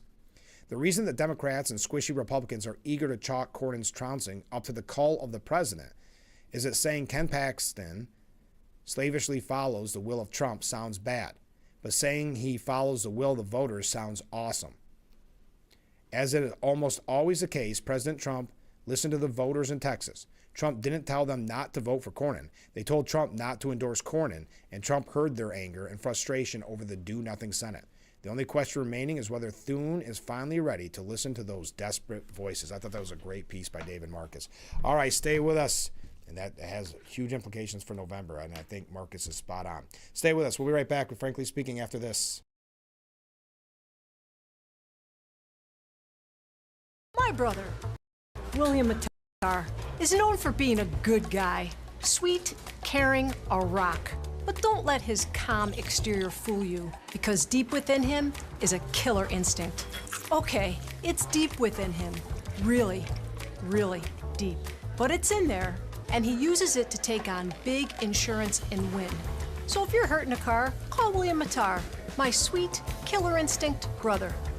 444-4444. It's the home of creativity. Release your inner audio engineer. Create with the 3D printer. Make your clothing ideas come together with our sewing machine rentals. Or come to the library event nights to chat with those within your community. All with your library card. Go to your local library today. This year, WYDC is bringing you 25 New York Mets games free over the air this spring and summer. No fees and no subscription services. Tune into WJKP 48.2 to watch the New York Mets this MLB season. Let's go Mets! Maybe it was a family vacation or a school field trip. But there you were, standing in awe at a national park. We are the National Park Foundation, and together with you, we're creating a future where every person, every generation, gets their chance at an unforgettable moment. Today, tomorrow, forever. Learn more at nationalparks.org/foundation. Hi, I'm meteorologist Brandon Weathers. Our rain chances are slight for our Thursday, a high of 67 with partly cloudy skies overall, then clearing skies tonight with a low of 49, right on track with average. Also seasonable on Friday with some sunshine, maybe a few showers Friday night. Then we hold off with rain through the weekend with some showers returning on Monday. Overall, a bit cooler, especially on Saturday.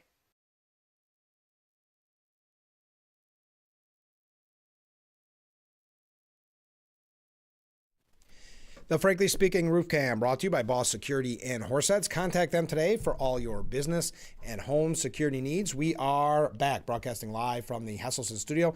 We've got some viewer comments. Also, a couple quick stories. We're running a little late because I want to make sure that we get to our friends from Casa Trinity. So that's coming up in a couple minutes here. Then we've got to talk about the New York State budget. But comment from viewers. Mark writes in, I don't think the ballroom is an attempt for Trump to stay in power and a threat to democracy. But I do believe this push for Democrat socialism is a threat to democracy and will be run like Russia. Thank you very much. Comment from a different viewer. We have a do-nothing Congress, and they are the problem. That's a fair point, for sure. And Ken writes in, and the legacy media's response to Trump's endorsement suite? Yeah, Trump got lucky this time, but don't forget what happened in New York City, New Jersey, and Virginia. That's a good point, Ken.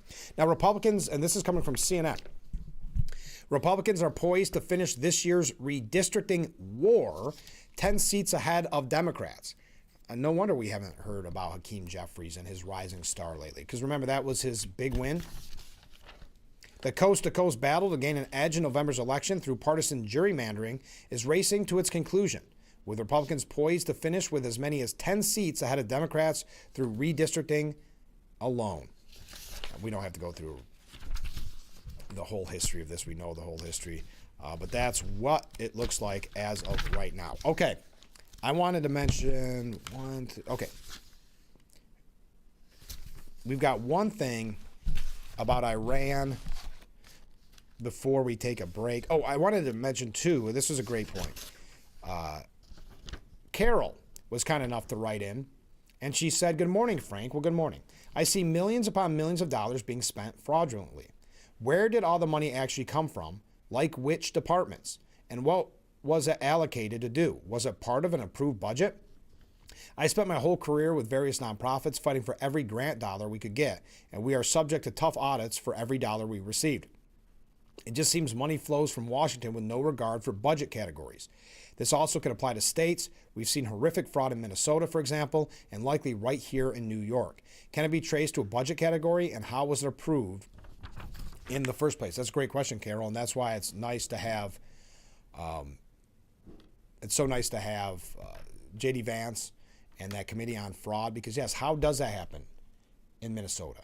How, and I know you can say there's so much money when you're talking billions, it's easy to lose. 100 million here, 100 million there must be, but that's not acceptable. It's taxpayers' dollars. Why are we talking millions of dollars in fraud in Minnesota? Why was that allowed to happen? Why were there people not looking in? Because we were learning that there wasn't a lot of attention on these daycare centers specifically. Why wasn't there more investigation as to why there weren't kids there? Why the parking lot was empty? Okay. I don't have time for this, but I'm going to do it anyway. I thought this coming from New York Post, so one thing on Iran, then we're going to move on to New York State issues after we hear from our friends at Casa Trinity. But the mullah's best weapon isn't a missile. It's some in the United States media. The Iranian regime has always known that the surest way to weaken the U.S. is not to defeat our military, but to erode the American public's will to support its own. And in the 90 days since Operation Epic Fury began, the regime has found its most effective vehicle for that campaign, much of the Western press. Turn on most major U.S. news outlets, Fox News and the New York Post exempted, and you will hear almost verbatim the talking points Tehran has been pushing on state-controlled press TV and in Tehran Times since February. We had mentioned this. I just thought they put it together perfectly. The U.S. is losing. Trump has no plan. The strikes were a failure. Gas at $4.50 a gallon, which is a dream for California, writes Mr. Pollock, is proof of the war that the war was a mistake. America is the aggressor. Israel dragged us into someone else's war. The regime cannot be toppled, so we may as well negotiate with it. The price at the pump matters more than the centrifuges at Fordo. The president himself pointed it out. And I had mentioned that when he said that basically if they surrender with white flags, they still would say they had a victory. It reads like satire, but it's a precise description of the coverage Americans are getting. It is an information warfare, and it's working. The Soufan Center documented in April how Iran's regime is running one of the most effective influence operations in modern history. Viral Instagram clips, AI-generated battlefield footage, embassy troll accounts taunting the American president, and slick rap videos. Researchers at Clemson exposed an Iranian Revolutionary Guard Corps network of at least 62 accounts impersonating Texans, Californians, and Brits to read or to seed regime narratives inside our own discourse. The media is only one front. The same regime that funds Hamas and Hezbollah has spent the past 2 years bankrolling the campus encampments and pro-Hamas street protests that have convulsed American cities since October 7, 2023. I don't need to go through each example of that. And our press corps, some too partisan or too eager to make Donald Trump look bad, have volunteered as a delivery system. And that delivery system is the regime knows it cannot beat the U.S. military, so it's fighting on the only terrain where it has a chance, on American hearts and minds. Lenin had a phrase for people who serve a hostile cause without being paid. He called them useful idiots. The consequences are real. When American anchors hammer gas prices night after night while glossing over the thousands of military targets degraded, the senior nuclear scientists eliminated, and the missile program set back years and years, they manufacture a war weariness that did not exist on its own. When pundits float, quote, letting the regime stay in power as a reasonable middle path, they hand the regime a lifeline. When journalists treat the IRGC that murdered our soldiers in Iraq, plotted to assassinate American leaders, and that prop up Hamas, Hezbollah, and the Houthis as a legitimate counterparty, they launder 47 years of bloodshed against Americans. There is a word for media that root against their own country in wartime. It used to be unprintable. It should still be. Americans deserve honest coverage of this war, including its cost, its setback, and its civilian tolls. I thought that was a great piece. We had to mention it, tied into something that we had been talking about, that the media using this propaganda. We had that New York Times reporter saying they wanted to see a loss in Iran because a win would mean a victory for a political victory for Trump. Spot on. You can find that at the New York Post if you're interested.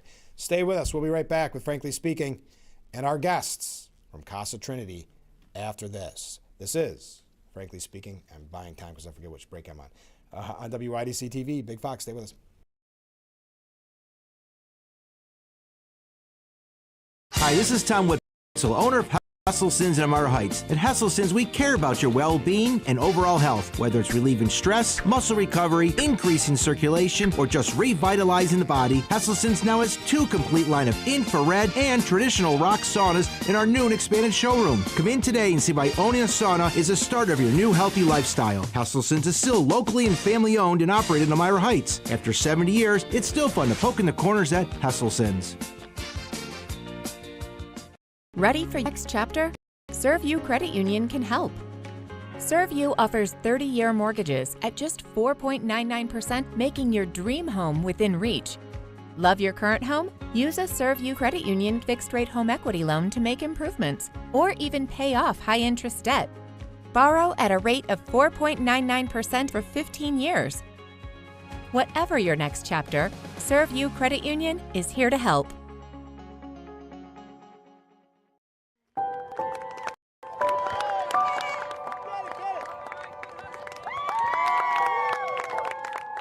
Good job, buddy.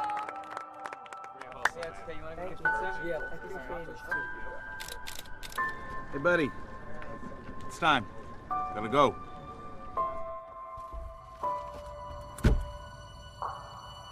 Listen, I could be there in 15 minutes. Yep, see you soon. All right, you know the drill. Your brother could always do it. That's what I thought.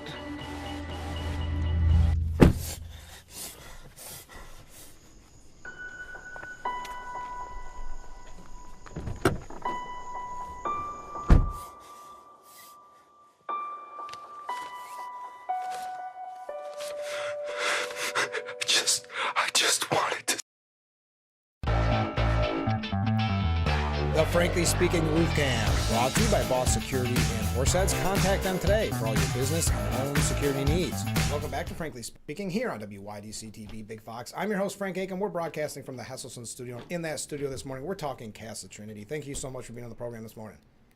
Thank you for having us. Good to be here. Of course, you guys have a lot going on. Specifically, you're with the AIR program. Tell us about that. So AIR Adventures in Recovery, we're a sober active community and recovery community organization. Mm-hmm. What that means is we're built by people in recovery for people in recovery. Okay. Our programming varies, but some of it's adventure based. Hikes, bike rides, kayaking, anything outdoors you can think of, we do. Mm-hmm. And then we operate 4 centers, one in Dansville, one in Bath, one in Elmira, and one in Olean, where we offer mutual aid meetings, yoga, fitness classes. Each one of our centers has a fitness center. Okay. So it's a variety of programming, just showing people that recovery looks a lot different than what they think it may look like, and that sober can equal fun. Well, perfect, because you do have, I was looking at the list, there's a lot of amazing events that you put on. Yeah. I mean, a little bit of everything. Yeah. What goes into the planning of that? Just a lot of research and then scouting it out, doing like a little hike or reconnaissance by myself, or I'll send somebody else out to kind of look at what we've got. And then That's not a bad gig. No, it's not. I mean, let me go see. I'm going to have fun for a little while at work today, and then I'll let you know how it went. Yeah. What are your roles specifically there? Obviously, if you're looking for events, but what's your role? Either way? I'm the Recovery Services Coordinator. Gotcha. And what does that entail? So I am basically Sean's right hand, and I mentor and help out with other staff and coordinate the fundraiser, the 5K, plan events, work on SOPs and workflows, and all different stuff. I mean, we're a fairly newer program, so we're still building, and so I help build. You guys have a lot. What are they called? Anagrams? What is that? ACCO? Acronyms. Acronyms. Yes. Yes. You have so many of those. How do you keep them all straight? Yeah. But we were talking about the Adventures in Recovery specifically. But for people that aren't familiar about Casa Trinity themselves, could you tell us a little bit about that organization?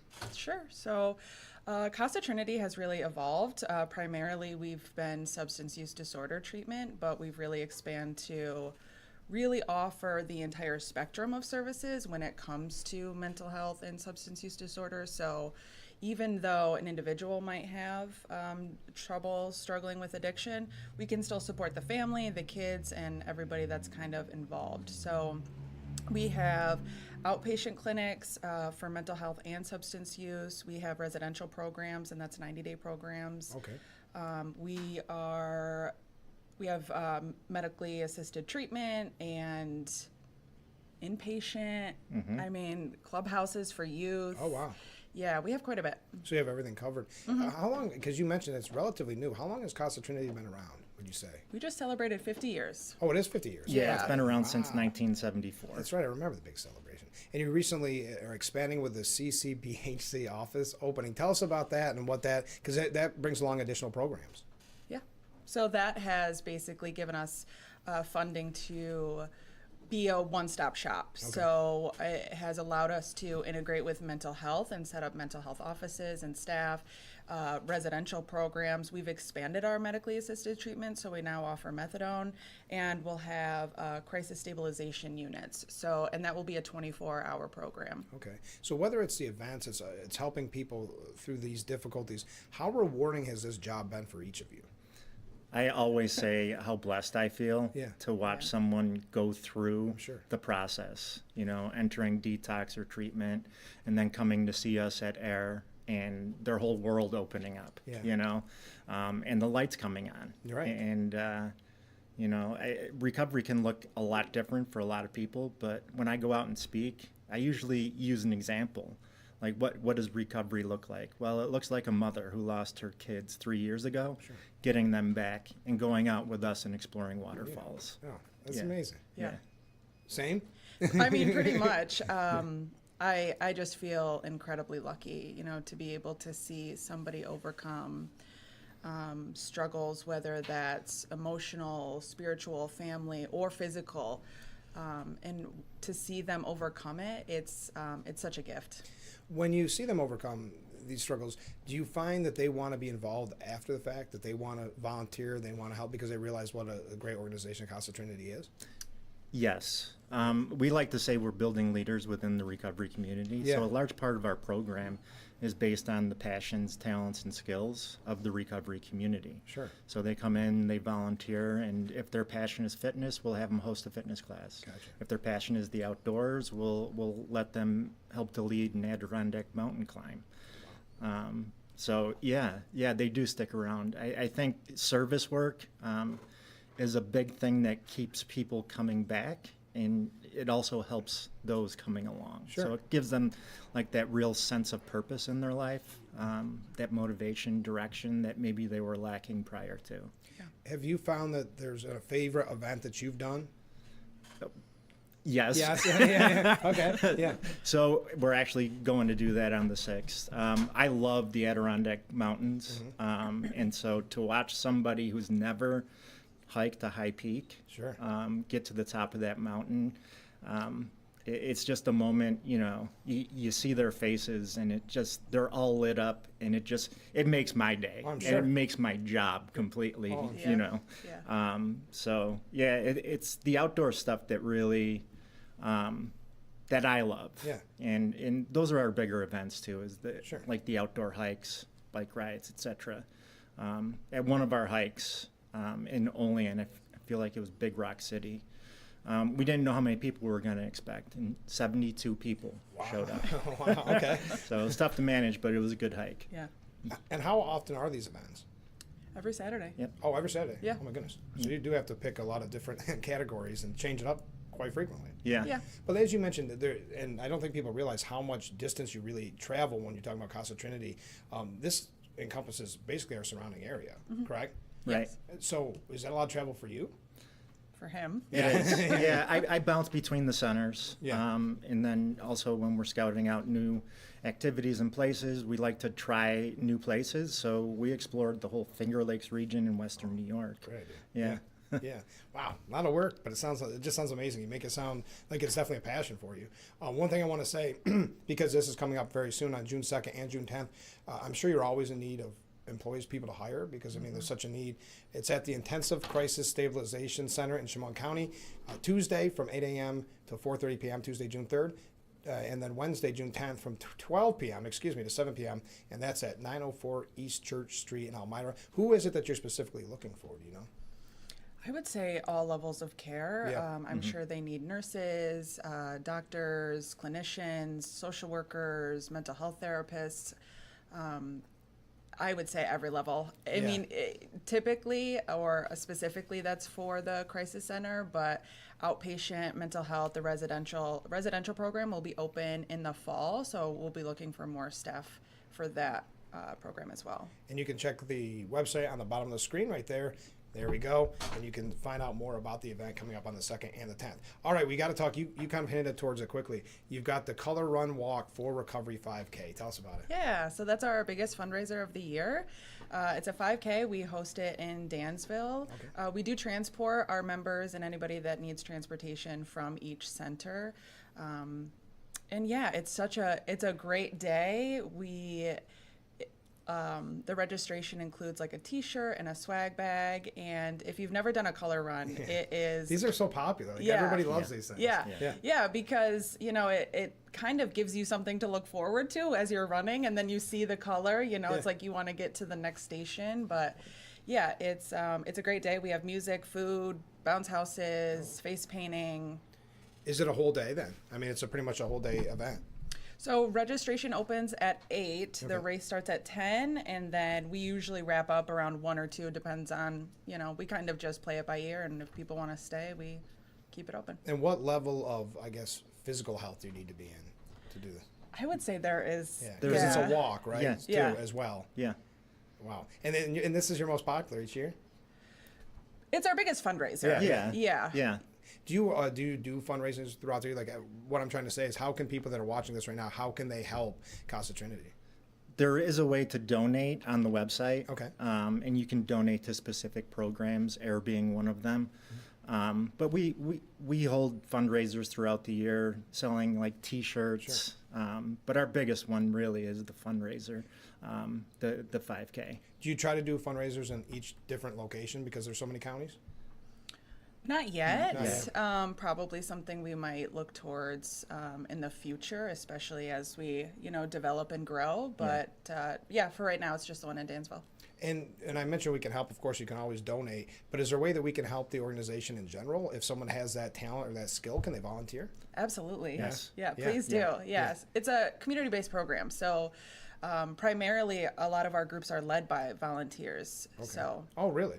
Yeah. So what should people know about Casa Trinity just before we head out the door? The services you provide, if they need your help, what should they know about Casa Trinity?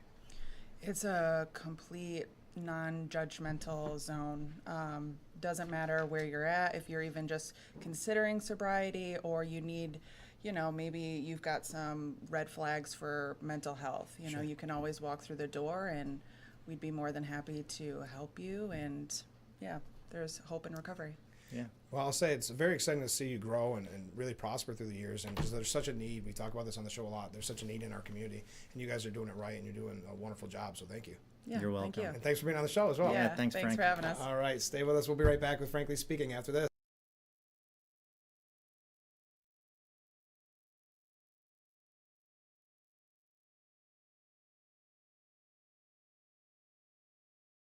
We asked a few motorcycle friends, why do you ride? You can just shout out to the world and nobody can hear you. I love going out for miles and miles, hours and hours by myself. It's a thrill that you are constantly chasing. It's a way to get free. I love the twisty road. It's not about the destination, it's about the ride, right? Folks that ride should know. At William Attar, we understand you. And if you're ever injured on a motorcycle, we're ready to help. Call 444-4444. My mom is a veteran and she was injured in the line of duty. I hurt my leg in a training accident when she was only 2 years old. She had 7 different surgeries over the span of 9 years, and there were tons of complications. I couldn't be the mom my kids needed me to be. She missed so much. After my last surgery, I got an infection so bad I thought it was going to kill me. I told her she couldn't leave me yet. There was still so much she had to see. I hadn't even graduated. I'm doing much better now. I'm an active part of my kids' lives. She can kick a mean soccer ball. DAV's been there for me and my family. Through thick and thin, they've had our back. Every year, DAV helps more than 1 million veterans like Sandy get the health and disability benefits they've earned so they can achieve victories great and small. My victory is getting my life back. I may have lost my leg, but I've gained so much. I got my joy back. We got our mom back, thanks to DAV. Support more victories for veterans. Go to DAV.org. Hi, I'm meteorologist Brandon Weathers. Our rain chances are slight for our Thursday, a high of 67 with partly cloudy skies overall, then clearing skies tonight with a low of 49, right on track with average. Also seasonable on Friday with some sunshine, maybe a few showers Friday night. Then we hold off with rain through the weekend with some showers returning on Monday. Overall, a bit cooler, especially on Saturday.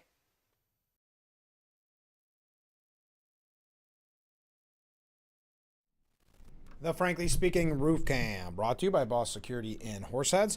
Contact them today for all your business and home security needs. We are back, broadcasting live from the Hesselson studio here on Marcus Street in Corning. Let's go to some viewer comments, shall we? All right. Rick writes in, says, good morning, Frank. Puppet show at the White House today. The old publicly... well, we'll say brown-nosing cabinet meeting. You're so great, best leader ever. Can't do enough for you. You wouldn't be where you are without your leadership. That's the truth. You know, Frank, I do want Trump to fail miserably. Not because it causes everyone to fail. It's because if Trump gets his way, we all pay the price. So far, Trump has done pretty much everything he wanted. Where has it gotten all of us simple folk? Gotten us all in the hole. Higher prices for virtually every consumable out there as a result of Trump and his harebrained ideas and management style. So I figure as a fellow simple folk that if I root for Trump to fail, of which everyone should, simple folks will have more money in their pockets, a few extra bucks a week, not billions that Trump fraudulently gains. Unfortunately, the games that Trump plays to make billions cost us, simple folks, that few extra bucks a week, like running the markets up and down, and will as an example. Big games. So fail miserably, Donald, so us simple folk can put a couple extra bucks in our pocket, just like you said you would do for us at the campaign trail. Another lie. Okay. Okay, then there's I got to kind of rush through this, Rick. Nothing on you. It's a little long. Now, Trump's private law firm, the DOJ, are going to launch a probe into E. Jean Carroll. Let's have one open a probe into. See, this is I'm getting a little like too much. Gutless Republicans in Congress, you all should be proud. Enjoy your Thursday and your emptier pockets. All right. Okay. A lot there. Ken writes in, so with the New York budget finally set just after Memorial Day, like they hypothesized, are you going to have Phil on to let us know what smoking guns are buried in the budget? Absolutely. Phil, Assemblyman Joe Sempolinski, we got, and this is all my fault, not his at all. Chris Friend, we'll have O'Mara. We're going to get to the bottom of it right now. Obviously busy with the finalization of this, but we will have Phil on, Joe on, Chris on as soon as possible. Comment from a different viewer. Thank you for your show. It's refreshing, and you let both sides have their points. You should be on a national show. Well, thank you so much. That's very kind of you. Thank you. Comment from a different viewer. Is Casa Trinity strictly for Chemung County residents? No, not at all. You may have heard in that piece when I was talking to him the travel that they have. There's locations in Dansville, Elmira, Geneseo, Hornell, Olean, Oswego, Salamanca. But no, so if you're saying, like, do I live... someone I know lives in Corning. Can they use Elmira? Yes, of course. But there's Geneseo, Hornell. Yeah, they're here about, well, as they're saying is hope begins here. They're here. They're about helping others. So no, it's not just for Chemung whatsoever. You can find out more at casa-trinity.com. Amazing organization. That's why I'm glad we have them on quite frequently, and we're gonna have them on again soon, another time to promote the 5K. Again, so thank you for that. One quick thing before we take a break, and then I know we're going to rush through on the butt. No. Here we go. I want to mention this piece as we jump into New York State issues.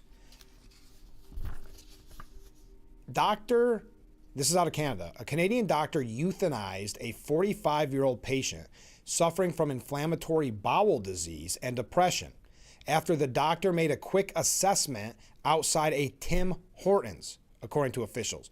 Dr. James McLean from London, Ontario, was investigated following allegations he improperly administered Canada's controversial medical assistance in dying to Thomas Dillon. Dillon, who suffered from Crohn's disease, was assessed by McLean outside of Tim Hortons and was found eligible for euthanasia under Track 2, designed for patients not expected to die immediately, but who have an incurable condition. Reason I mentioned that. Government-assisted suicide is coming to New York State in August. If you are interested, tomorrow on the program, we are going to hear from a representative from Twin Tiers Family Forum to tell us about their upcoming forum called Lessons from Canada on Assisted Suicide, because we've seen what's happened in Canada was started as guardrails on the assisted suicide, has run amok. And it's quite shocking what's happening in Canada. So Dr. McQueen is going to be the guest speaker, and that's coming up on June 9th at 6:30 at the American Legion in South Corning. We're going to hear all about it on tomorrow's broadcast. I know we've had varying opinions on the issue. I think this is more about the slippery slope of government and where it can lead. Whether or not you think what Governor Hochul put forth and what begins in August is right or wrong, if you push that aside, look at what it can become as we're seeing in Canada. So I know that was a long way around about bringing up New York State issues. Also, what do you think about Homeland Security Secretary Markwayne Mullen doubling down on threats to halt immigration and customs processing at international airports in New York, New Jersey, and other jurisdictions that refuse to cooperate with his department? Mullen said the federal immigration agents have no obligation to assist in the customs process for tens of millions of travelers annually if so-called sanctuary jurisdiction officials won't let the worst of the worst criminal illegal aliens be deported, saying they're barricading our employees from coming in and out of the facility. Then why are we processing international flights into the airport there? We are currently drawing up plans to say, listen, in these sanctuary cities where the local radical left Democrats aren't allowing us to do our job and enforce federal laws, then we shouldn't be processing international flights into the city either, because they don't want us to enforce immigration. That's interesting. That would have major implications for New York. All right, budget, when we come back, stay with us. We'll be right back with Frankly Speaking after this.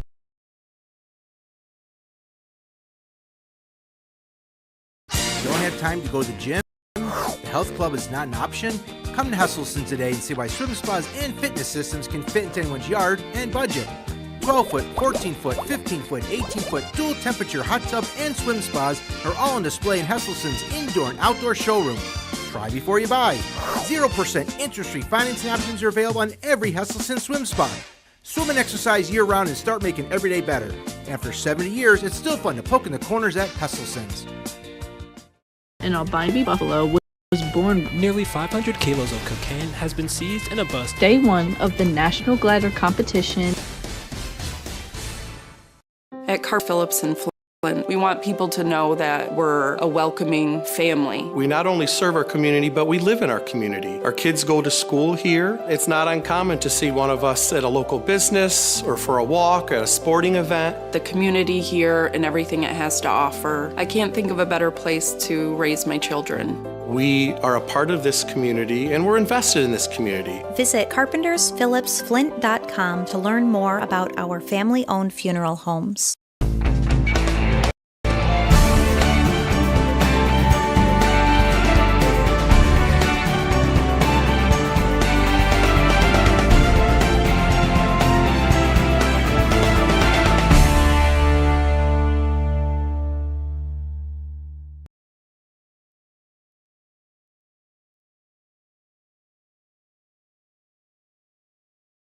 Spring into savings at the Declaration of Deals this May at Chilson Wilcox. Drive home a Ram 1500 and save over $6,400. Plus, get 2.9% for 72 months or 4.9% for 84. And it comes with the best powertrain warranty in the business. 10 years, 100,000 miles. Or save over $6,000 on a new Jeep Grand Cherokee. Just announced, go topless in a 2026 Jeep Wrangler. And as always, get the highest trade-in values, period. These deals won't last. Chilson Wilcox, selling cars a different way, the right way. Changed 5 years, and you change everything.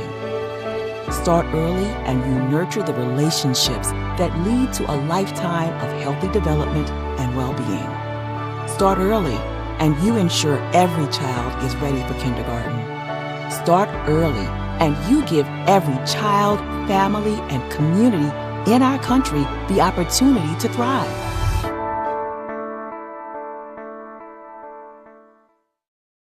Hi, I'm meteorologist Brandon Weathers. Our rain chances are slight for our Thursday, a high of 67 with partly cloudy skies overall, then clearing skies tonight with a low of 49, right on track with average.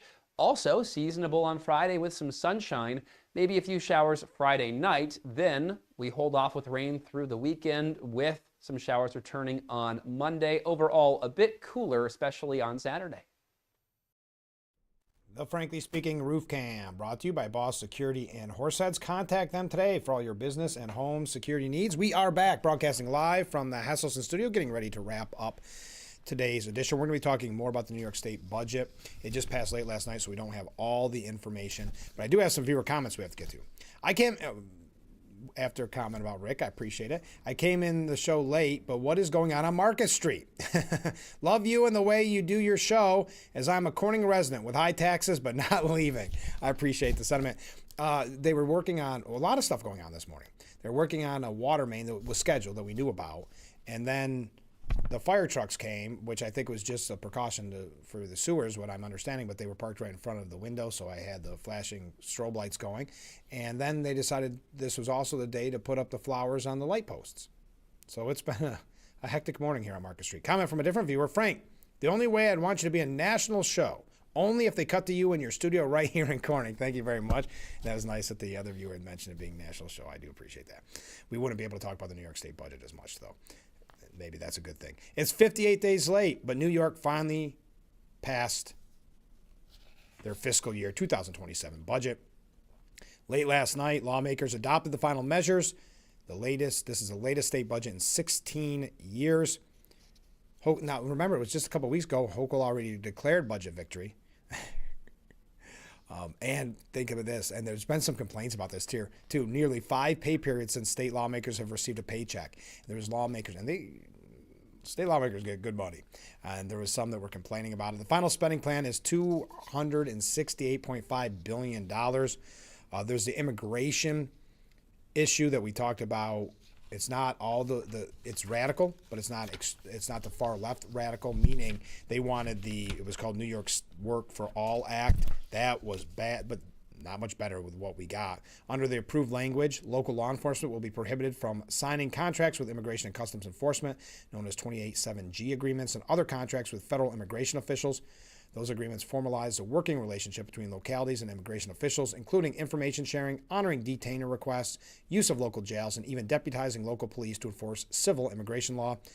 Notably, the language also prohibits informal agreements that are functionally the same as the 287G agreement, just without the contract.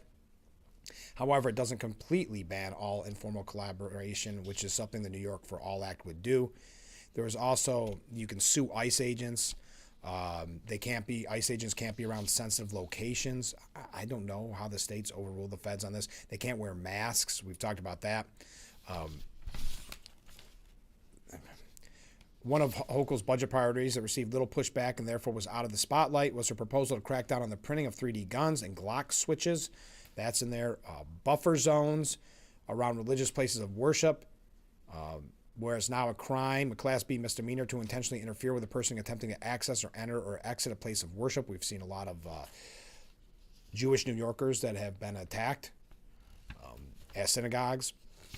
Auto insurance was looked at. We'll talk more about this. This is kind of the early stages of it. Climate, we talked with Assemblyman Phil Palmisano about this. The new language explicitly mentions cap and invest for the first time. We know that the governor wants some significant changes, but again, is it a win? She just wants this to be a good thing to signal before the election. Yes, I know we're moving fast, but a crackdown on drivers is also part of this, to rack up 16 or more speeding tickets annually, giving the city a year to set up enforcement. 50-foot buffer zones outside houses of worship, like I said. Changes to 2019 climate law and pensions for over 830,000 government employees, speeding up the state's environmental review process tied to the development known as SECRA. They should thrive here. We're not going to quote everything with Hochul. Now, New York lawmakers are going to introduce 2 constitutional amendments to change the redistricting process because it has to go through 2 legislatures, so they're going to have 2 in there to kind of cover in case one does not go through. They asked the question, could this year's state budget blues prompt the New York legislature to act? No, I do not believe so. I don't think anything's going to change. There is a single week left, and we already have that in the legislative calendar, and many state lawmakers have yet to see their priorities get a hearing in Albany. Even if a bill is brought to the floor for debate, any member, including any Republican, can set it aside, causing a further delay while the clock ticks down. And in New York City, students are fighting, listen to this, I should have brought this up at the beginning of the program, fighting for lowering voting age in the primary elections. They want 17-year-olds to be able to vote in primaries as long as they will turn 18 by election day. Well, that's kind of a little bit of a niche market there. Yes, we are out of time for today's edition of Frankly Speaking. I think we covered just about everything we were supposed to. Trump administration refunds $20 billion in overturned tariffs after the Supreme Court loss. Rick had mentioned Trump's cabinet meeting. Trump highlighted that the administration oversaw the largest drop in the murder rate ever recorded in 2025. Pete Hegseth detailed Trump's orders for Department of War to protect Nigerian Christians. And J.D. Vance's anti-fraud task force racks up wins against SNAP fraud. So to Carol's question earlier, SNAP could be a major issue. We've seen it with hospice and others. But that does it. I don't want to run late. Comment from a viewer. Good morning, Frank. Well, good morning. As one of those simple folks, I've had to get the calculator out to add up my stock market gains under the Trump economy. I've noticed the gas prices are up, but I've seen it before under the Democrats when they told me to deal with it to save the planet. Not all simple folks are alike. Go Trump. Thank you very much. Yeah, the gas prices are interesting because when they go up under Democrats, it's not normally as big of an issue. It's not the breaking story at the top of every news broadcast as it is in this scenario. But we thank you to our friends at Casa Trinity for joining us this morning. And And we thank you to the comments. We all realize how important Casa Trinity's work is, so we do appreciate them. They're going to be on again later in June. Also, tomorrow on the program, Lessons from Canada on Assisted Suicide, the forum that is coming up. We're going to hear about the group Twin Tiers Family Forum and why they are holding this talk, which is coming up on June 9th at 6:30 p.m. at the American Legion in South Corning. Well, that does it. It's hard to believe how quickly that broadcast went. I appreciate you being a part of it. And join us every weekday morning, starting at 6 a.m. for Frankly Speaking, only on WYDC TV. Big Fox will see you tomorrow morning, bright and early. Look forward to it already.